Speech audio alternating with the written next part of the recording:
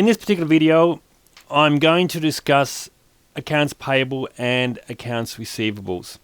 Naturally, an accounts payable is someone whom you owe money to. Normally, if you're purchasing goods or services on account from someone else, they're going to keep the account. They're going to send you an invoice at the end of the month to tell you how much you owe them. So say if I had an account with Joe Blow's Hardware down the road, naturally if I buy goods of them throughout the month, they're adding that to my account. So why you'd keep an accounts payable yourself, I'm not too sure. However, the only reason you'd want to double up and keep your accounts payable is if you want to double check everything that people are doing, because you can't trust that the other guy in the other business is recording the information correctly. They might be doubling up on entries. They might make a mistake, and if you're turning over large amounts of money, it's very easy for you to just pay what the invoice is from the hardware store, and because you suspect that they've done the right thing. But you could have paid for an item twice. It appeared on last month's invoice and it appears again on this month's invoice. I know one particular client of Easy As that lives, I think, in South Australia, who told us that once they started doing that, they've realised that they can sometimes save up to $1,000 in a month because of entries that were getting doubled up, which they previously hadn't realised. So there's an example why you'd use it. Now, the accounts payable and accounts receivable are totally two different areas. What I'm going to talk about in this video is some of the common aspects, because I want to create videos pertaining to each area separate, but the common elements I don't want to double up because it's going to waste your time again, okay? So, accounts receivable is obviously money that's owed to you. So if you, for this purpose, for this guy here, he does lawn mowing. So he might have customers, say he's got a couple of commercial customers that they pay every month. He might be doing he might lawn mow the front of their premises every week, and at the end of the month, they pay. So there's an example why he might keep an accounts receivable. So he keeps a record of how many times he mows the lawn for them. Again, if you don't need accounts receivable, or if this is creating extra work for you, don't use it. An example would be for this guy here. If he only had 4 or 5 of these clients that used account that were on account, he might decide just to create an invoice at the beginning of the month, and as he mows the lawn each week, he goes back and edits that invoice and just puts in, I mowed the lawn on this date. And at the end of the month, he issues that invoice to the client. So he's still kept a record because it's in the invoice. He might not want to use accounts receivable. Just remember, don't use anything if it causes extra work. But if the extra work means you're saving time in the long run, then that was useful for you. Okay, just remember that. Accounts receivable, accounts payable. Okay, I'm going to jump into that right now. If I jump into accounts receivable, that's how accounts receivable looks. Accounts payable is identical. They look the same. Okay, so I can discuss one and it's transmutable to the other. Now, I'm going to have a look at quickly look at the screen here and put some decent content in this video. If I have a look, how do we create a new account?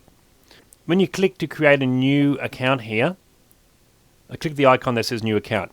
Now in Easy As, you cannot add an accounts payable or accounts receivable unless they are first entered in your address book. So if I want to add a new account here for Mr. Smith, he must first exist in your address book, because if I try to add a new account here, see that? It won't allow me to do it. It says you need to select a client from the address book before continuing. They have to appear in the address book. So if this is a new person and you don't have an address book entry, you have to go exit out of here, go back to the address book and make an entry for that client. Then you come back in here and you select it. The reason behind it is the system wants to keep tracking of what's being recorded against certain individuals, which is actually, you need that. So part of the setup is they have to exist in the address book before it will allow you to create it. Simple. Let's say, for example, that I'm just creating a entry here for Bill's Hardware. I don't think I have an account there. No, I don't. Okay. So I'm creating a new account for Bill's Hardware. Now, what appears on this line here is exactly what's going to appear on the name of the account. You can actually have, and this line here is what's in the first line of your address book. Remember when in the address book you have 4 lines of text that normally appears on your invoices. That first line is also what you see here. So you might not want this account called Bills Hardware. You might want it called, whatever. You might want it just called Bills, because you refer to him as Bills, and you know exactly in your head what you're looking for. Remember, the accounts receivable is your information. No one sees this apart from you, so you can call it whatever you want. But I would suspect that 99% of the time you're going to leave it as whatever you select, because it seems a bit more logical. So I'm going to leave it as Bills Hardware. I'm going to click Finish. And that's it. It's created the account up here for Bills Hardware. You might see this one here. It says Southside Timber Supplies 222. That was me messing around. So that there is not the name of that account. If I click here to show you, the name of that account is Southside, wherever it might be. Southside Timber Supplies is the actual name of the record in my address book. It doesn't enter that. So I'm just showing you can call it whatever you want in the accounts payable or accounts receivable. Right, down the bottom here, you can delete an account. That's pretty logical. You can edit the name of the account. If I click edit, you can select the name. So if I select Timber Supplies, I can now delete that a bit on the end there. Click finished, and it's now renamed it to what it should be. Down the bottom here, you can set up age reporting. If I click this icon, it brings up an ability for you to set up age reporting. I'm going to go into that later, but that's what that icon's for.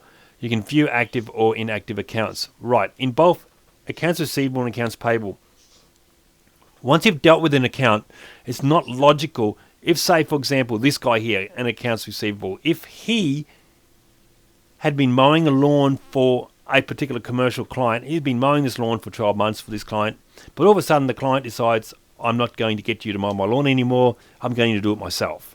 Business is slow, and I'm going to get out there on a weekend and do it myself. It's instead of paying you $40 a week to cut that lawn or to look after my place. So you might not want to see him existing in your list anymore, because it's just, if you've got 20 or 30 of these accounts, it's just in the way. So you can make an account inactive. So let's make PEX machines inactive for now. Okay, so I'm going to click this icon here. The moment I do that, see, it places another icon on the screen. Watch this. Turn it on, turn it off. So it places another icon on the screen. You can go down to PEX machines, and you just click here and makes it inactive. It disappears. I click this and turns it off. Now, if you don't click that to turn it off, the next time you come back in, by default, it's going to be off anyway, because you usually don't want that on the screen. Now, where did he go? He isn't disappeared, hasn't been deleted. He's just set aside because you don't want to see him anymore. So, and because you've set it aside, it won't show up in any of your reports. If I click View Inactive, it opens up a screen where you can view all your inactive accounts. So say suddenly Mr. PEX comes back 3 months later and says, I'd rather pay you to do it because I'm having, it's too much trouble for me to come in over a weekend to do it. And end of the day, for the money you charge, I'd much rather get you to do it, and I'm happy to pay you that money now. Great. Okay, so I'm going to bring him back in as a customer, and I'm going to reactivate the account, and now he appears back in my list. That's all the activation and deactivation is.